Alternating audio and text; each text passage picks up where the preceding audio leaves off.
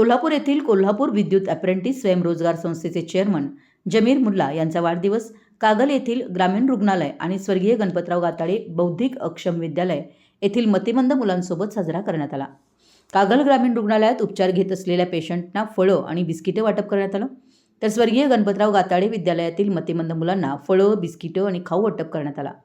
यावेळी बोलताना संस्थेचे सचिव आरिफ भाई तांबोळी यांनी ही मुलं म्हणजे देवाची फुलं आहेत आणि आपण यांचा सांभाळ करत आहात म्हणजे हे ज्ञान मंदिर मंदिरापेक्षा कमी नाही।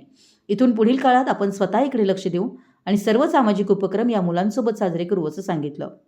संस्थेचे संचालक माळू मुधाळे यांनी या सर्व मुलांना गणवेश देणार असल्याचं सांगितलं।